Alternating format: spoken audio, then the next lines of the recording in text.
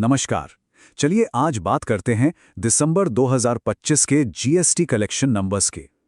ये सिर्फ आंकड़े नहीं हैं, ये तो हमारी इकोनॉमी की सेहत का एक आईना है। और इस बार की कहानी काफी दिलचस्प है। आइए इसे आराम से एक-एक करके समझते हैं। तो सबसे पहले हेडलाइन नंबर की बात करते हैं, वो नंबर जो हर तरफ छाया हुआ है। और ये नंबर है 1,74,550 करोड़ रुपए।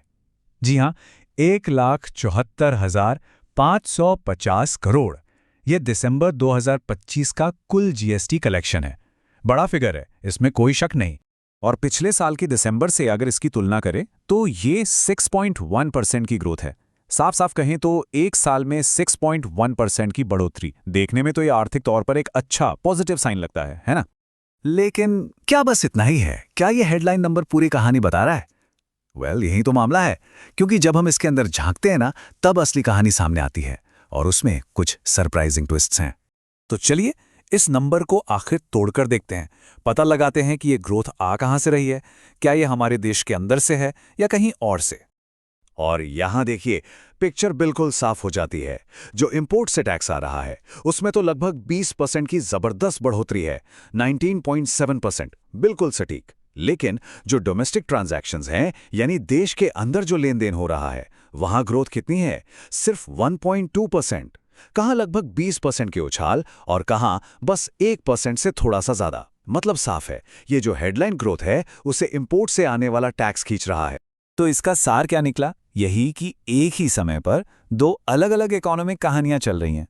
एक तरफ तो इंपोर्ट्स काफी स्ट्रांग है, वहां से पैसा आ रहा है, पर दूसरी तरफ देश के अंदर की जो एक्टिविटी है वो थोड़ी ठंडी पड़ी हुई है। लेकिन ठहरिए, पिक्चर अभी बाकी है। अभी तक तो हमने ग्रॉस कलेक्शन की बात की।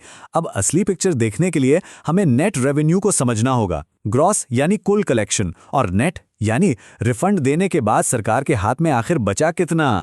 इसको समझने का सबसे आसान तरीका है अपनी सैलरी स्लिप। एक होती है ग्रॉस सैलरी, यानी जो पेपर पर लिखी है, और एक होती है नेट या टेक होम सैलरी, जो सारे डिडक्शन के बाद बैंक अकाउंट में आती है। यहां भी बिल्कुल वैसा ही है। ग्रॉस रेवेन्यू मतलब टोटल कलेक्शन, नेट रेवेन्यू मतलब रिफंड काटने के बाद हाथ में आई रकम। और अब देखिए ये नंबर, ये थोड़ा हैरान करने वाला है। दिसंबर 2025 में पिछले साल के मुकाबले सरकार ने 30.9% ज्यादा रिफंड्स दिए हैं, लगभग 31% का इजाफा सिर्फ रिफंड्स में।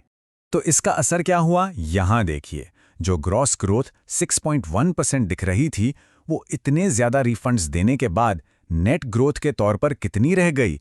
सिर्फ 2.2%।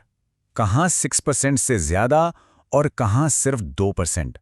मतलब जो कहानी शुरू में काफी अच्छी लग रही थी, अब उतनी आकर्षक नहीं लग रही।